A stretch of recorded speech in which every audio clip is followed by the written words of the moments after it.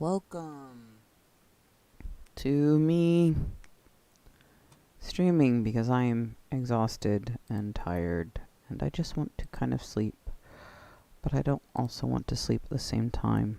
So I'm going to stream. Because that's a smart thing to do when you're tired, right? Anyways, it's more Assassin's Creed, as per usual. Because there's a lot involved in this game. And it's gonna be a lot to play. So that's cool. So we'll see how that goes. Oh, I forgot I still had it hooked to headphones. Oops. Let me fix that.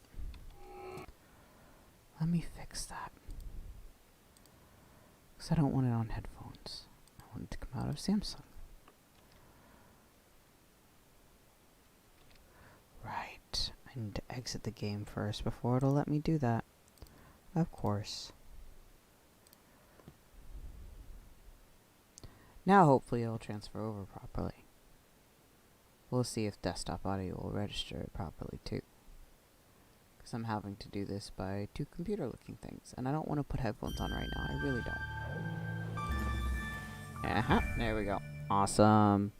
Perfect. Okay, I'm going to turn that down. That's a little loud. As you can see, I'm all bright in my face.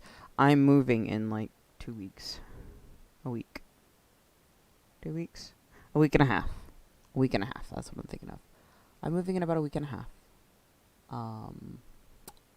So that's a thing. It's a good thing. Like, it's a very, very good thing. I just might not have internet for a while when I do it, which is gonna suck. But, you know, we do what we can. Because we care. Nope, that's not it. Nope. Nope. Nope. Nope. Nope.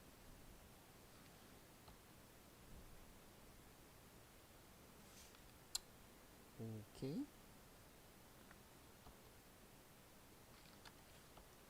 Ah, I had drawn unlock. That explains everything. So there's not going to be a lot of me talking right now because I'm a little sleepy. So I'm going to mute myself and just get on with things.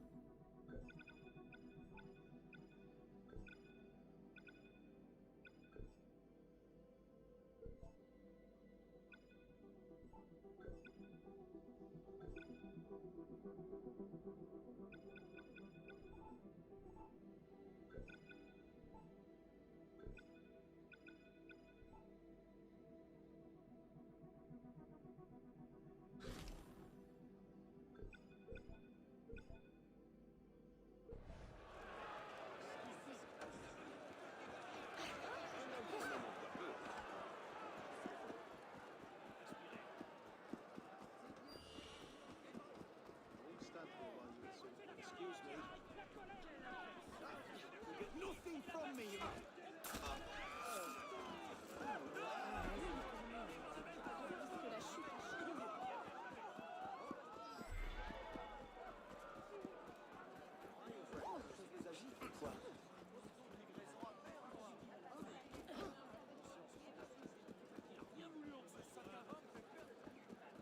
Everything all right, mate?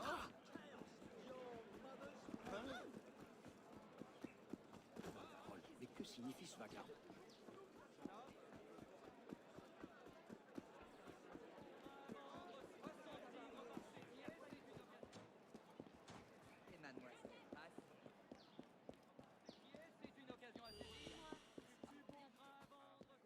I warned you, sons!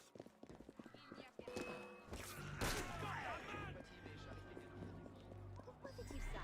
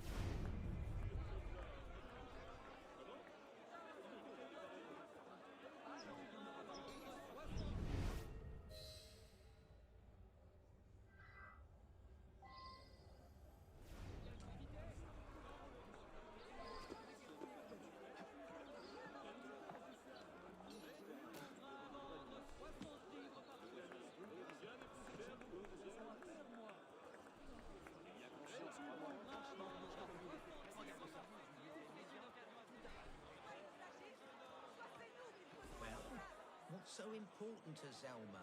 It's that bloody scullery girl. Claude said he spotted her hiding a note under a loose cobble. I didn't even know the wretch could read. So? She's probably just scribbling for her gutter rat friends. That's what I thought at first. But then I went and read the note. She knew about Reynard. She had details of the operation. I think she's a spy. Ha! This is what we get for taking in war orphans. What do we do? Don't worry. I'll take care of it. Hey, that's mine!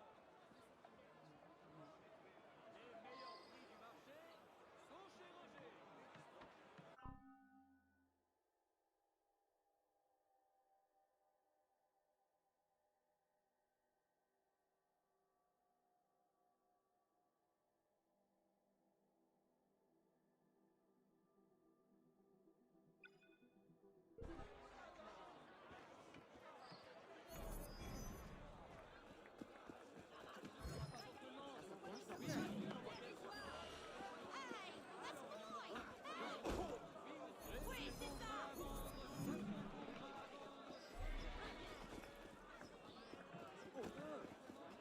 C'est amusant.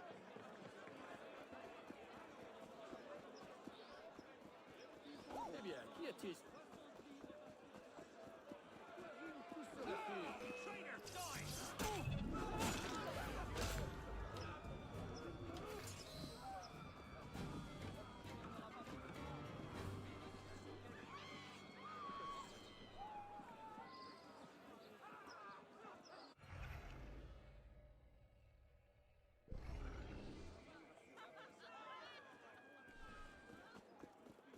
Mais il est fou.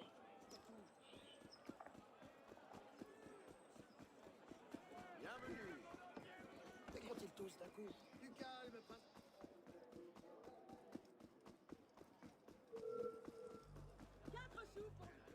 Hey, hey! Stop there! A-t-il perdu la raison?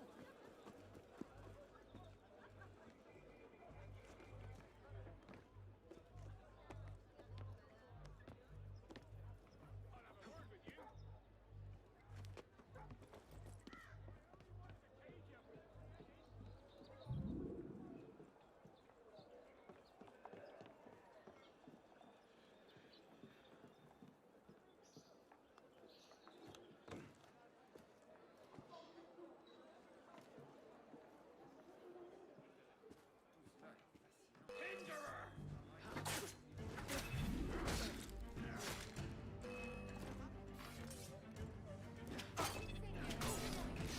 Déjà, je dois partir.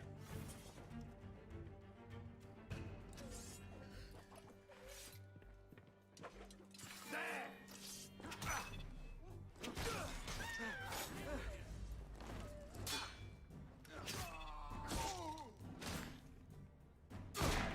Puisque ceci ne me regarde pas, je vais m'en sortir.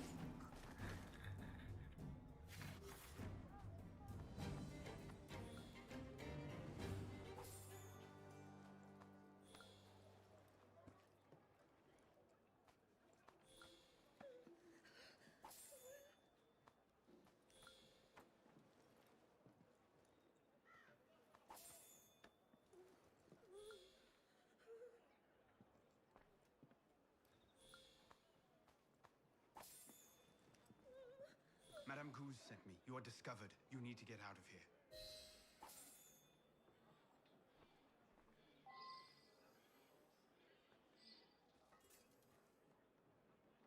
Seigneur, il faudrait que quelqu'un emmène cette chose et sans tarder.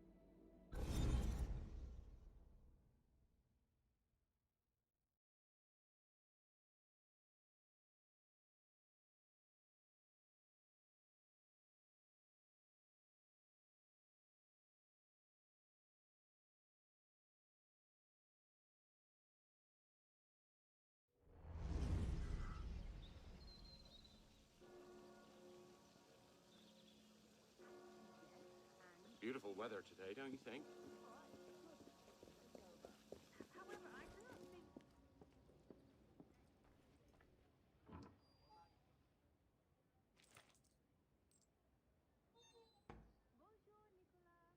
Bonjour, Nicolas.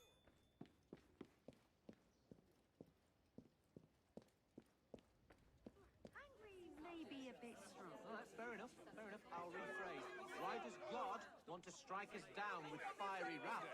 Granted, we did essentially break into his house. Colette's robbing already blind asked him and for a telling new servants they had to assignment. pay The tax. Queen's dresser, Rose Bertin, agreed to make new costumes for the theatre.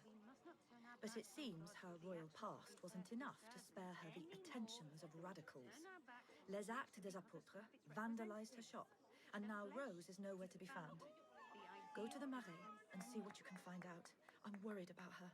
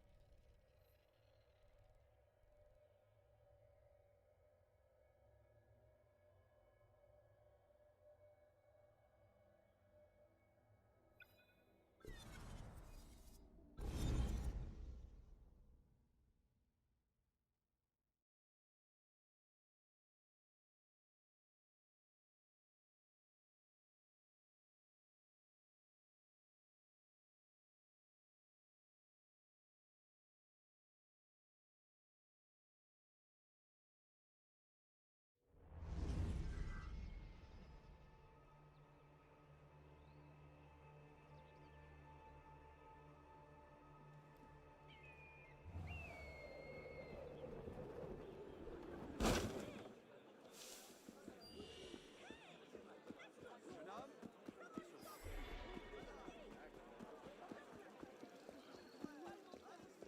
que du premier choix. Un amant surpris par le mari.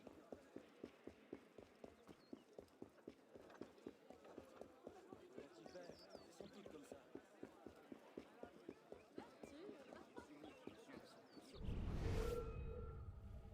Come back here! I'll turn you into horse and jam! Je n'en peux plus. Regarde ça. Tout allait bien quand tout d'un coup, elle disparaît avec le premier venu. Stop right there! You're trying to bust it L'histoire en jugera.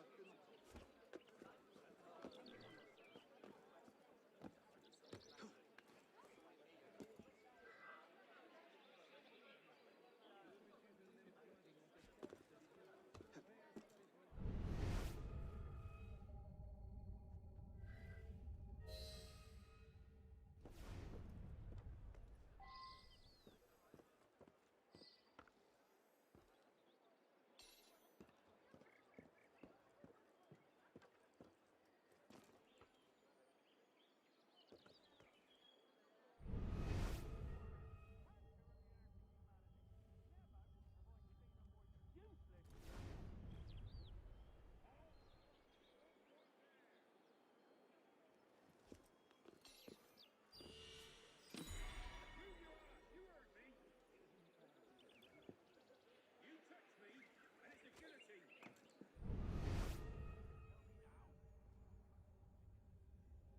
You are meant to guard, not to drink, sleep, and fart. Guard. Do you have any idea how important it is that you guard this area? Any clue? It's like talking to a brick. An exceptionally unintelligent brick.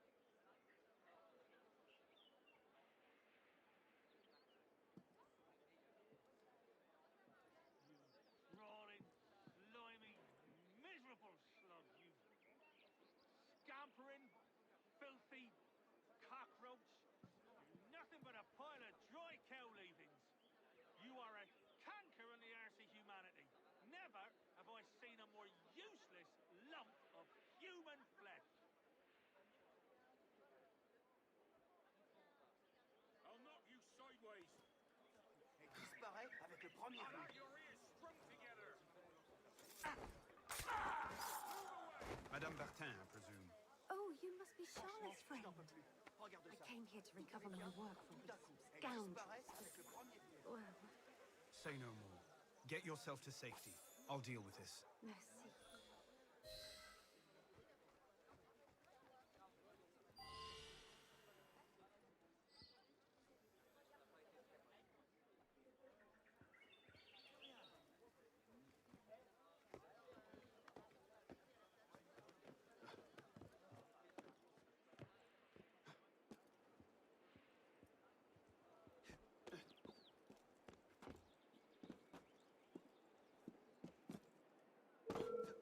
Halt! Yes, you, citizen!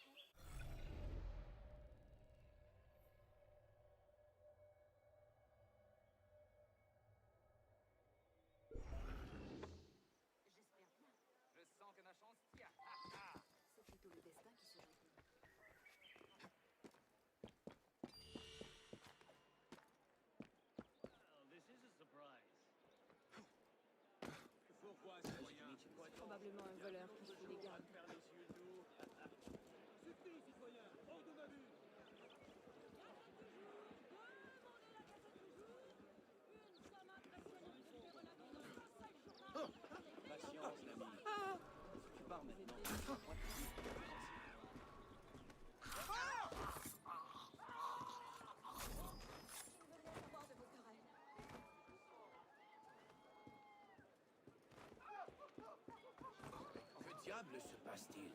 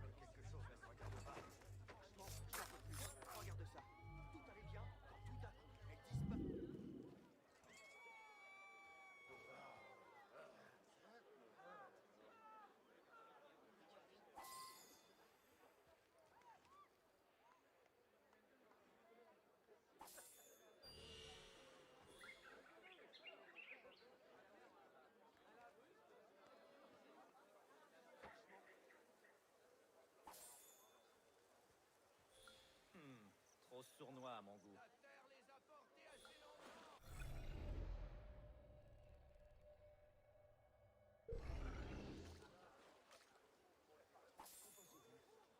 Je me méfierais de cet homme.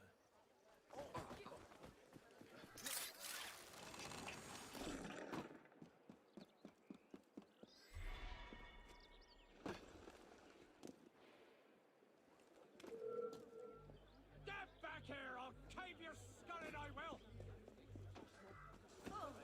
Arno. Hé! Qui est-ce? Oh!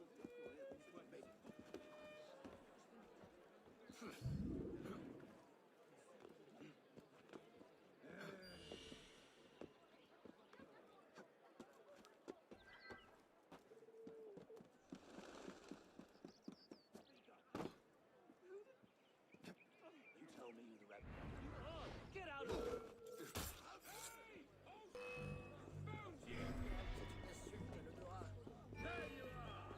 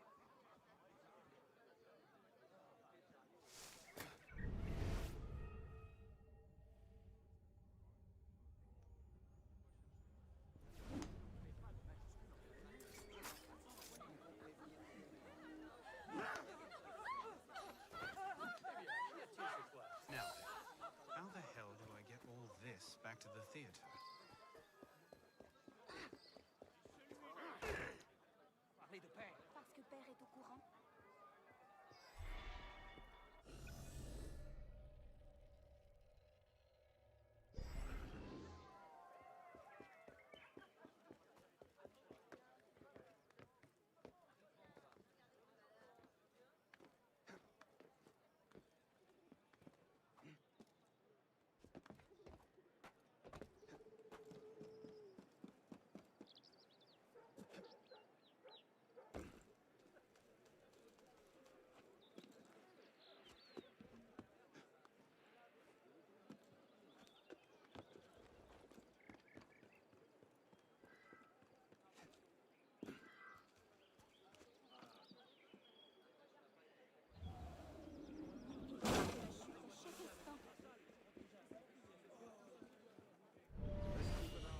Cheap honey around here.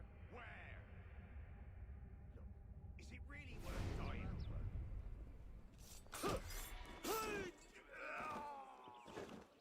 Quelqu'un a été tué! Achetez la garde! En voilà un qui n'inspire pas confiance.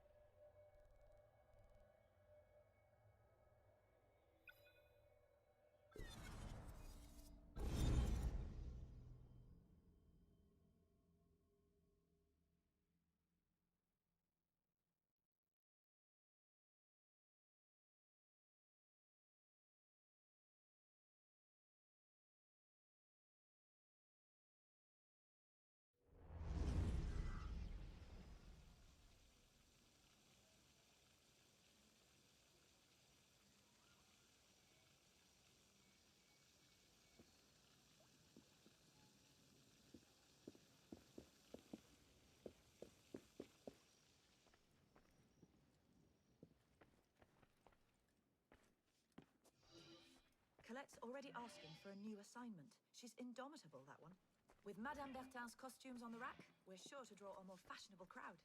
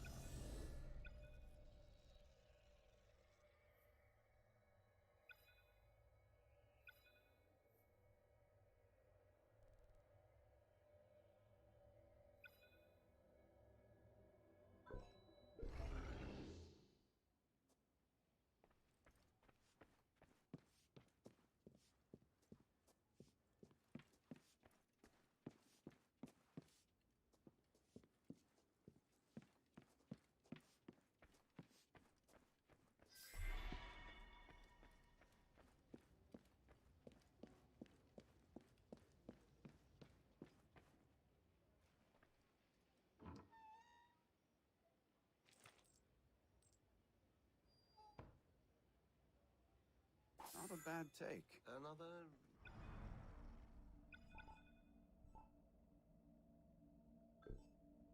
We found something in the attic during the renovation. You may wish to go upstairs and have a look.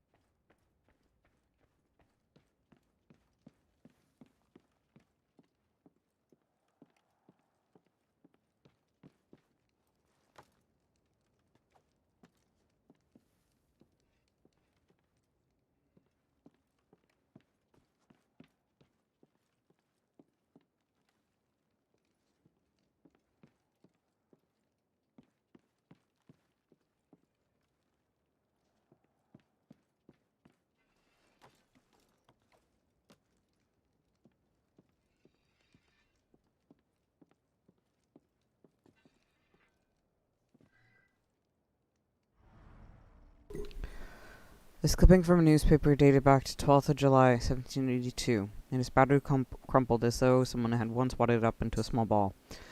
A theatrical review by Mademoiselle Le Courrier.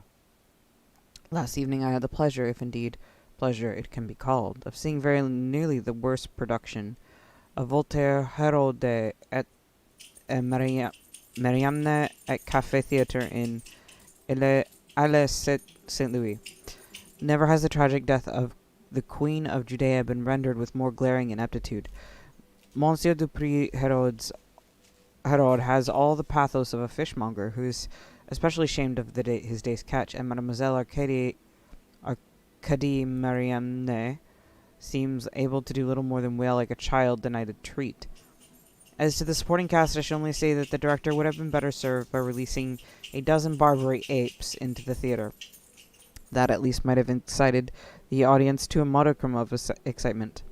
As to the sets, and the costuming, which should richly evoke the ancient world of Jerusalem, the director's vision seemed limited to papier-mâché temples and badly unconvincing false beards. Theatre is a world of the imagination, to be sure, but this cheap, shoddy production resembles nothing so much as a small children picking up sticks and proclaiming themselves Mousquetaires de la Garde. In short, I hated this play. I hated this play. If you, good readers, have any respect for Monsieur Padre, no.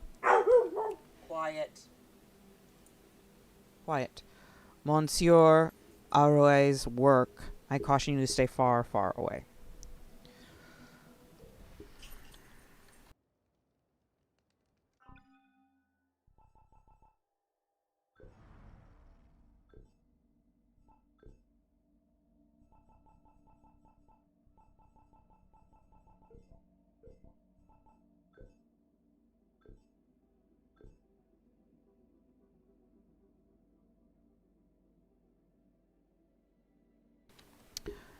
Anne-Joseph Thérogné de Médicourt. She was born Anne-Joseph Thérogné in Médicourt, and a successful opera singer. She joined the revolutionary movement shortly after the storming of the Bastille. She was involved with the Women's March and was in the crowd when the king was forced to pin a revolutionary cockade on his hat. Médicourt cut a unique figure in a crowd with her preferred outfit featuring a riding habit, men's hat, and pistols. In the early days of the revolution, she regularly attended the National Assembly, watching from the galleries and following it when it moved from Versailles to Paris. Médicourt left Paris in 1790 and was arrested by the Austrians, who would later release her. She returned to Paris in 1792, eagerly rejoining the revolutionary cause.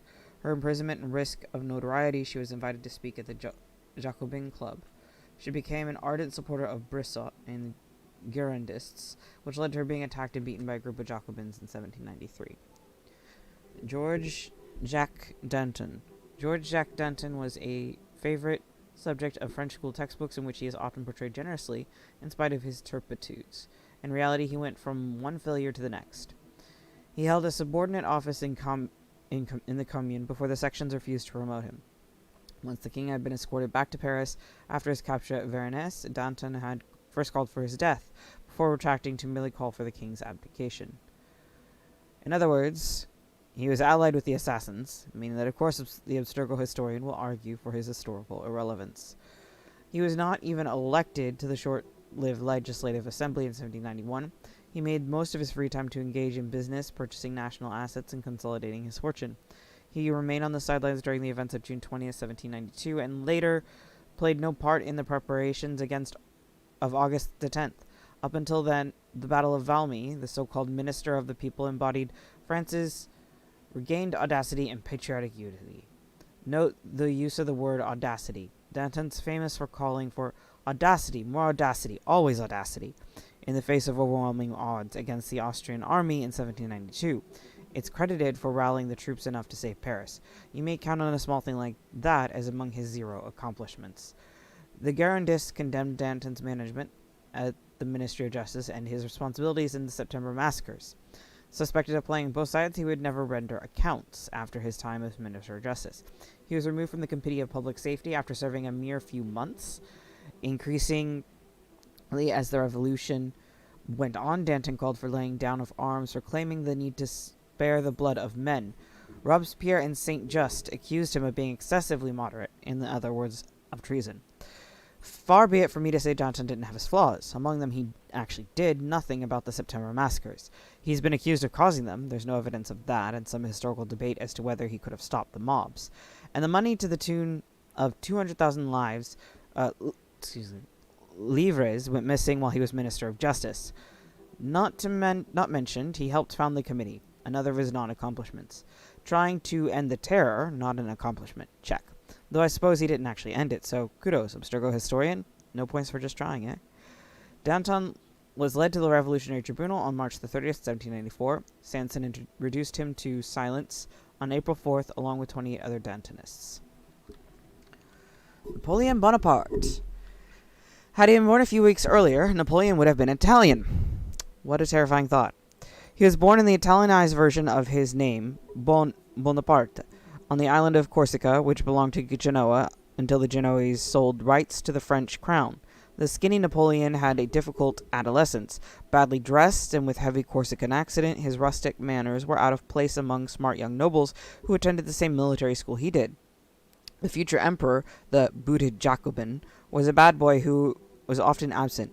In 6 years, he notched up 38 months of leave for 33 months of presence under the French flag. So, in fact, he was quite Italian then. In 1791, he spent several months in Corsica to help Pasquale Paoli, the Corsican liberator, who would go on to hate and distrust the Bonaparte family. He exceeded his leave of absence and was struck off on January 1st, 1792. Although the civilian once more, he was promptly appointed colonel of a battalion of volunteers that would fire on demonstrators protesting against the civil constitution of the clergy. Without being ordered to do so, he took the citadel of Ajaccio.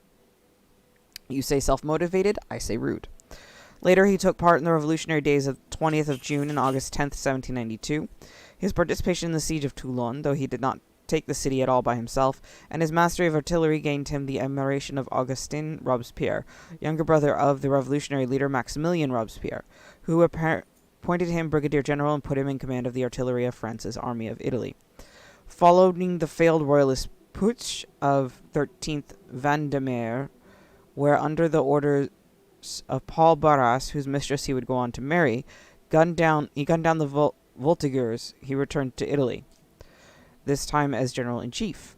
It was during the next 4 years that his life forever changed. Better than anyone, he knew how to exploit his victories and cover up his defeats for the sake of public opinion. In France, everyone remembered the Battle of the Pyramids, which he won, while hardly anyone remembered the Battle of Aboukir Bay, which he lost. Widely recognized by the age of 30, he sought neither to be an aristocrat nor a revolutionary. When his mother reprimanded him one day, he famously replied, Io sono imperatore. In 1799, he affirmed Io sono Bonaparte. He becomes second to none. He had also mostly lost his Corsican accent. Born July 2nd, 1747, Rose Bertin became known as Marie Antoinette's Minister of Fashion. Now there's a good job. Now there's a job I'd be good at. No, Sean. She opened her first boutique, Le Grand Magnolien, when aged 22, in the very chic Saint-Honoré neighborhood. I wouldn't say my French is perfect, but on first glance she seemed to have named her shop the Big Magnolian. If I'd been her Minister of Fashion, I think I'd advise her to change that. I don't care how big the Magnolian in question was. He could be massive. It's no excuse. Who is going to shop at the Big Magnolian?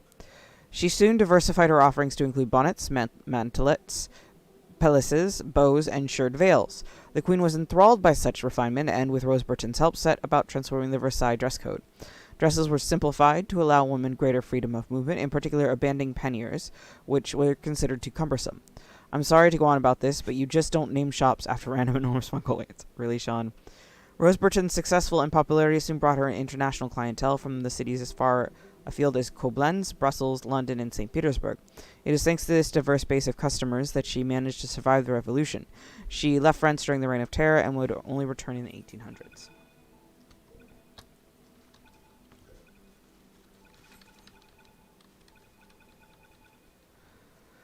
Michel de Nostradame was born December 14th, 1503 in Saint-Remy de Provence, south of France. An apothecary, he drafted his first almanac in 1550, in which he predicted the event to come in relative obscure rhyming couplets. It was around this time that he began to go by the name of Nostradamus, actually an inaccurate Latin translation of Notre Dame. He went on to publish the Prophecies, a work that would effectively ensure his fame and reputation. He was summoned to the court by Catherine de Medicis in 1555, and it seemed that he predicted the death of Henry II, King of France, correctly foretelling that Henry's skull would be pierced in a duel with his master-at-arms in 1559. In 1564, Charles IX assigned him the role of physician in ordinary to the king. He died on July 2nd, 1566, in Salon de Provence. But he didn't see that coming. Let's see. Okay.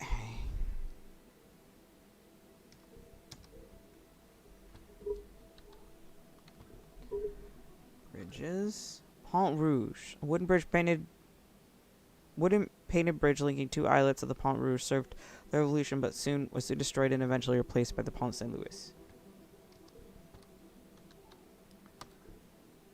Église Saint-Eustache. The second biggest church in Paris, situated in the center of Les Halles, started out as a modest chapel dedicated to Saint Agnes, a Roman martyr.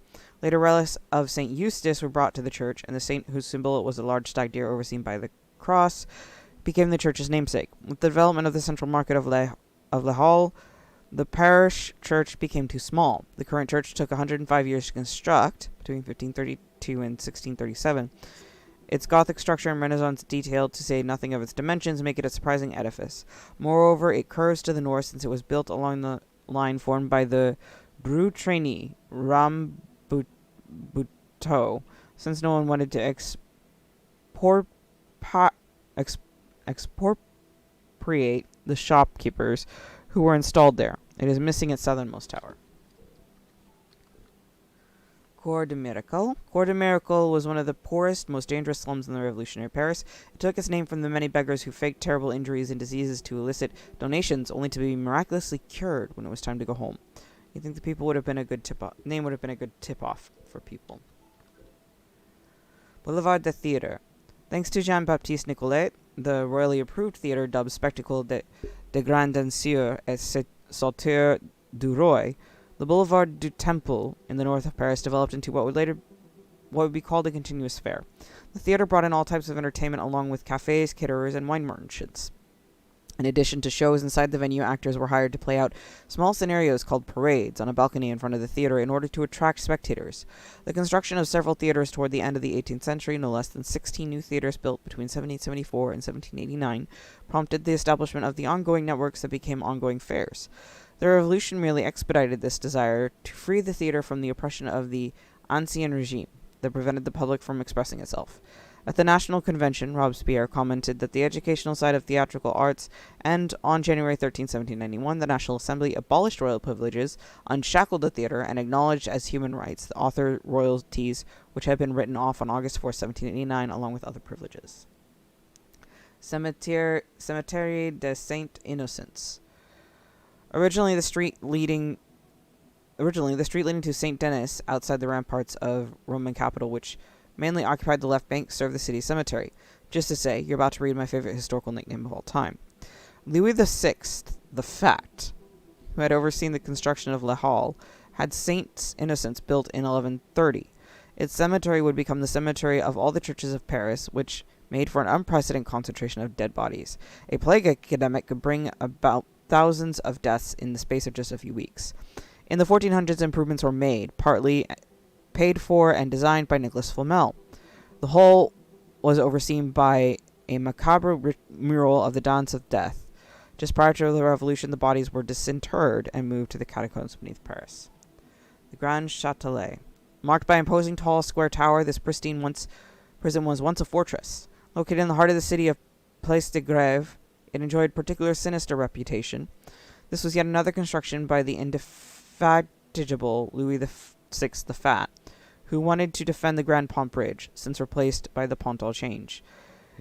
Set in the middle of what was then particularly squalid district, it served as the headquarters of Prévôt de Paris, or Provost Marshal, who essentially ruled over the city along with his lieutenants and his 48 advisors. justice was dealt out swiftly within its walls. Whereas the Bastille was demolished in just a few frenzied weeks, the Grand Châtelet was put to fresh use by the Reign of Terror, housing prisoners that would fall victim during the September massacres. Finally, the prison itself fell to Napoleon, who wanted it razed. That's the small man complex for you, constantly wanting to bring things down to their level. Among its illustrious occupants were François Villon, Clement Marot, prisoner Antoine François Desrues, and Marquis de Favres, in 1790 before being hanged. It engendered the word morgue in French, which in the 15th century meant face, and in its verbal form, to stare at.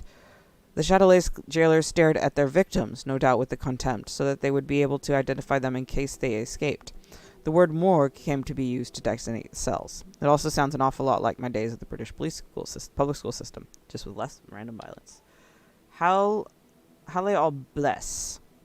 At the end of the 12th century, King Philip August established different markets and fairs in place of Les Champeaux, which later evolved into Le Halle Quarter.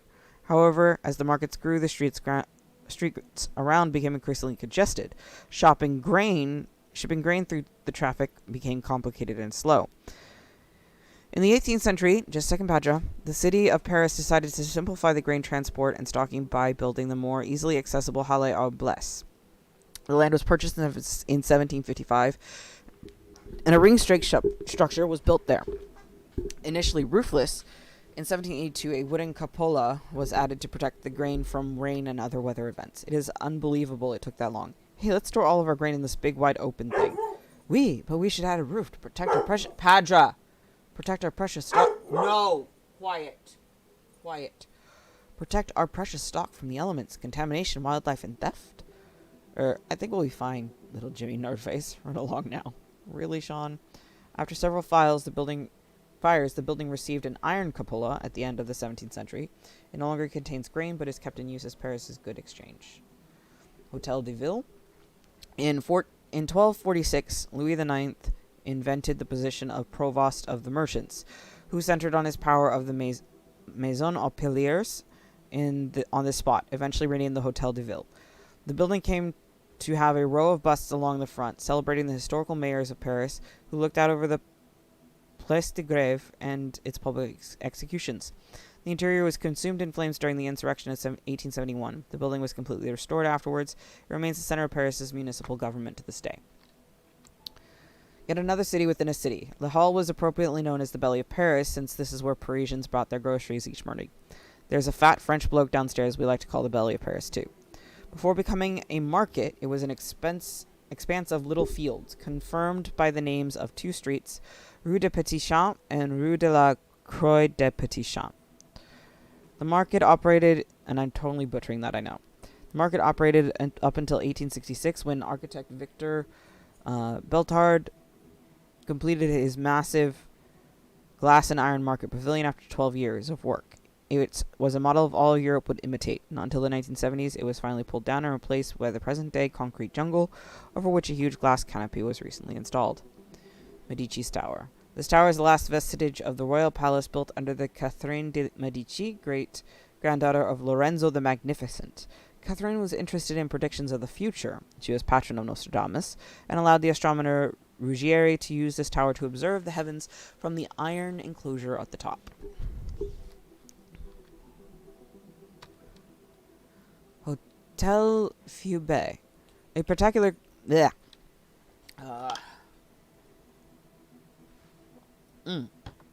we go. A spectacular accumulation of styles, the overall inconsistency of which gives the edifice its charm.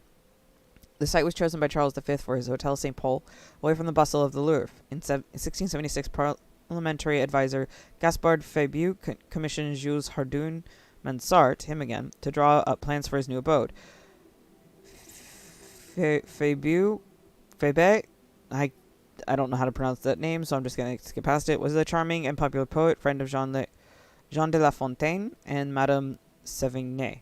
He was also Counselor of State and Chancellor to Queen Maria Theresa, wife of Louis XIV.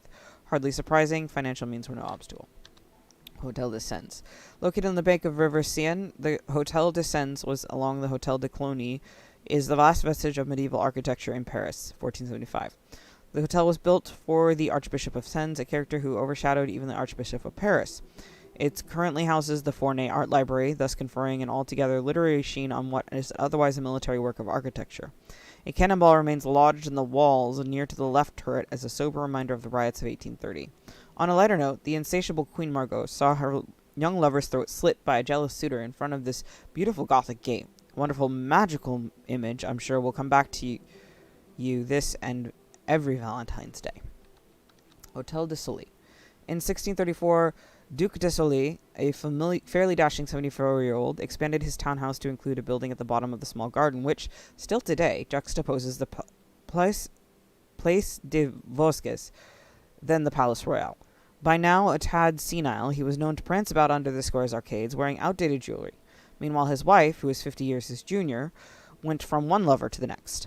It was from the terrace of this hotel that Madame de Sévigné and her friend watched the poisoner and alleged sorceress Catherine de Chaillis, also known as La Voisin, being carted away to be burned at the stake at the Place de la Grève on November 10, 1680. It was also while coming out of the same hotel that the young Voltaire, already darling of the Parisian society, was set upon by servants of nobleman Chevalier de Rohan, who later had imprisoned him at the Bastille.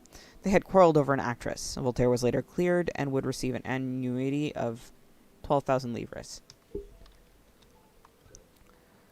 The Louvre. The Louvre could be referred to in the plural, since there have in fact been several Louvre palaces, and since Philip Auguste inaugurated it as a fortress. Each new regime sought to leave its own particular mark on the edifice, starting with Charles V the Wise. The Wise, I think that's the nickname I'd go for, better than that guy called the Fat, or the one who wanted to be known as the Severe, two of the worst nicknames in history. France's monarchs never ceased to embellish and improve said Leovar, which in Old Saxon means fortified camp, which would later become the Louvre. So this barbarian Gorby, or shack, became the largest palace in the world.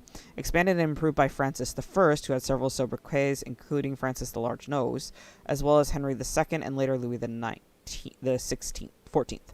Okay, of the Large Nose, we have a new worst nickname. Hi, they call me King of the Large Nose. Well, be still my beating heart. Despite its impressive stature, the palace was snubbed by France's kings who, starting with Louis XIII, preferred Versailles. The courtyard was known as Pavilion de Sully, as is overseen by a large clock. Louis XVI was the last monarch to use the palace as a household. The Palais Royal. The Palais Royal was the nerve center of the revolution under the auspices of its owner Philip, Duke of Orleans, cousin of Louis XVI. Finding himself in debt, Philip d'Orléans lined the three arcades with 60 shops, which he let out to restore his finances. The galleries were bustling up until 2 in the morning. It was a non-stop party and the meeting place for the capital's many crooks, swindlers, old lechers, and young debauched. An unusual timepiece was installed, a small cannon that fired at exactly noon, triggered by the sun itself. Paris really hasn't changed a bit. Padra, no. Leave it. Quiet. Its regal name was impossible to maintain under the Revolution, and so it became the Palais Égalité, which I guess means elite. Padra, no, that's not a chew toy. Do you want your food? Do you want your food? Okay, let's get your food. No, you don't get a chew right now. Chew later. You can, however, eat your food. Go eat dinner. Go.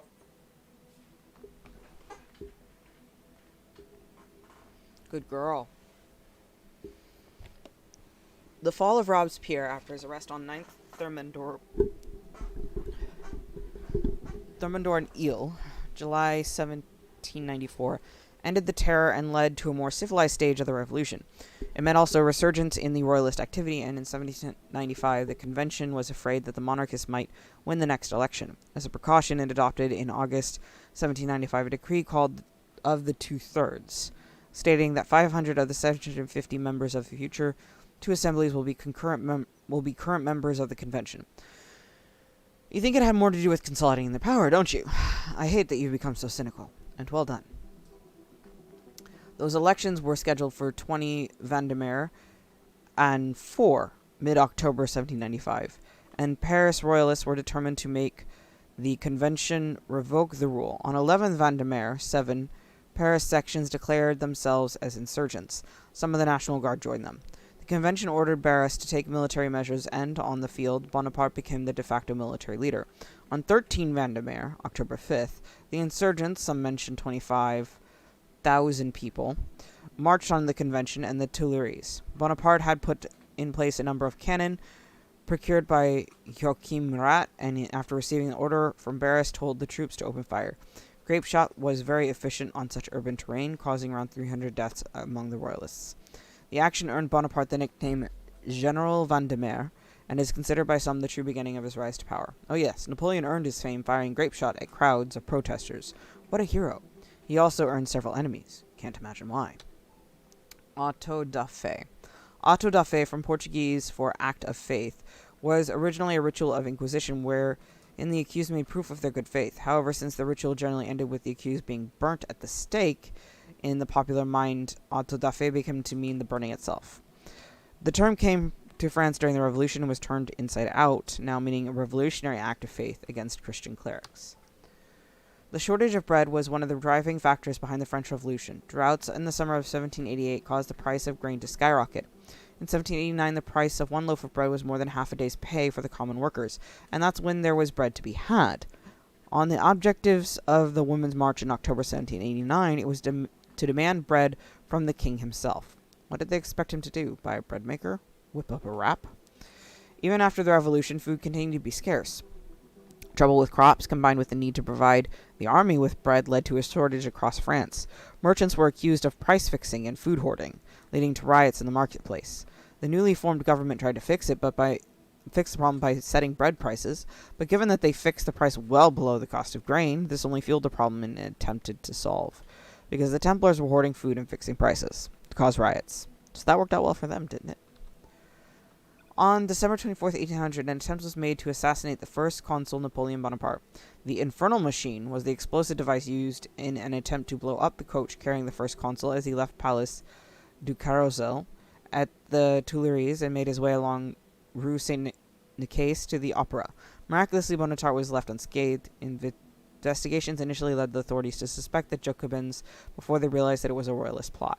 This entry doesn't mention the best part. Get this. Napoleon escapes the bomb meant for him that killed 22 people, and instead of going home and cowering like a normal human being, he still goes to the opera. Of course, the assassin should have known, right, that he was 3 peanuts short of a bowl. I mean, this was a man who had been taught how each day could be your last, how you should live life to the full. And what does he do? Spend 4 hours listening to some woman in a Viking helmet yelling in a theater. That must have struck the fear into the hearts of his enemies like nothing else. Austria was one of France's northern neighbors. Well, apart from the countries in between, of course. I've seen him struggle mess with history plenty of times, but geography is a new one. Austria did control was to become Belgium at the time, so perhaps that's what they meant. But come on now. People clarity. And their history leading to the revolution was notoriously rocky. Even the king's marriage to an Austrian woman didn't smooth the relations between the countries. Marie Antoinette was regarded with suspicion, and gossip accused her of having too great an influence on the king's decisions. In 1792, the Legislative Assembly decided that the war was a good way to export its problems, and declared war on Austria. The war progressed slowly until a mob attacked the Tuileries and Palace in Paris, and the Austrians began to invade France. They easily took Verdun, a short march from Paris, causing the panic in the city and probably leading to the September massacres. Only they called it spreading the revolution. Wonderful political spin. The French troops, however, rallied to form a resistance and held off the Austrians at Valmy on September 20. The battle was trumpeted as a major victory for France and resulted in the beginning of an Austrian retreat.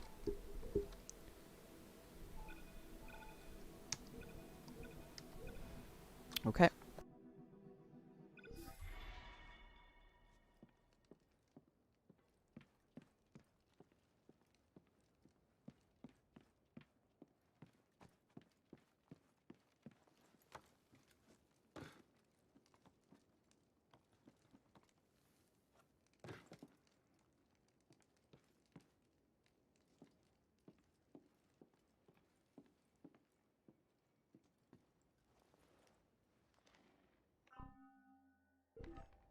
Arno and Elise.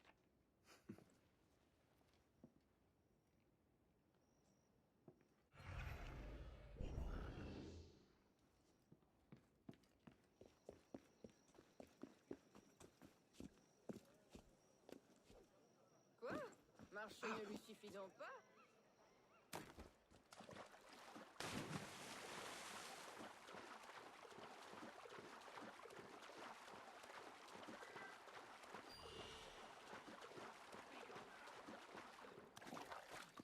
You tell me the revolution. I'm not gonna let you push me Right. around. Merci. Merci du fond du cœur. Pourtant, je ne l'aime guère. Étrange manière de faire de l'exercice.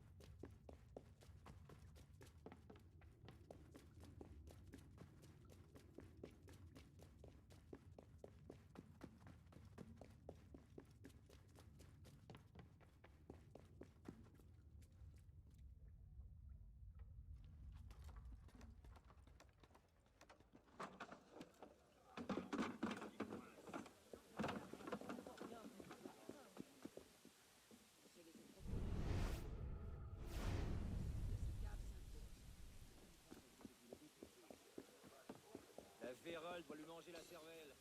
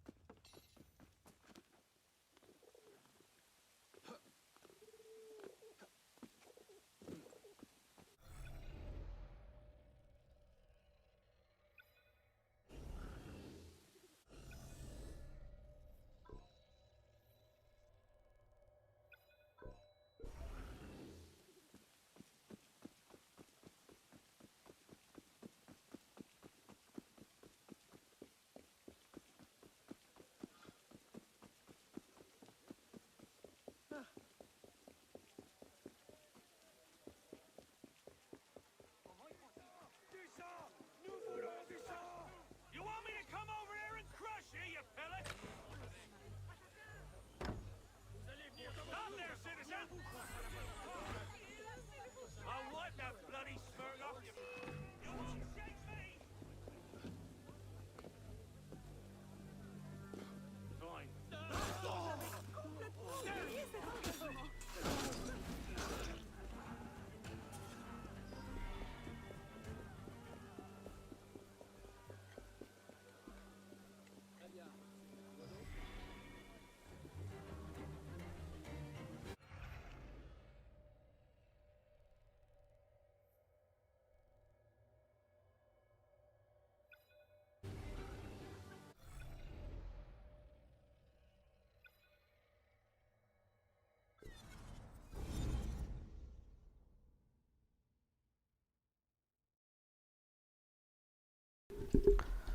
So I'm actually going to end the stream here because I do have stuff I need to get to, sort of, and I need to do some self-care things.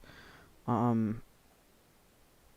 primarily means taking care of myself, as per what self-care actually stands for. So I'm going to quit right now. I'm also going to read real quick this one, at least Les Celestins. I'm going to read this bit and then I'm going to end.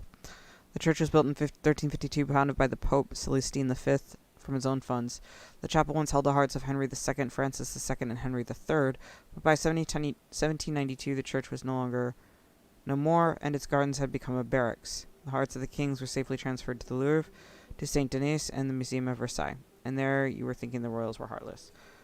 I read these things because I'm interested in the lore that this, also in the history, that the game series puts out, which is why I spend so much time reading them. I did that with Black Flag and all the other stuff too. In every single one of the games, I will spend time reading the codexes, because to me the codexes are interesting. I do that with every game I play that has kind of this codex database sort of entry system. All right, with that,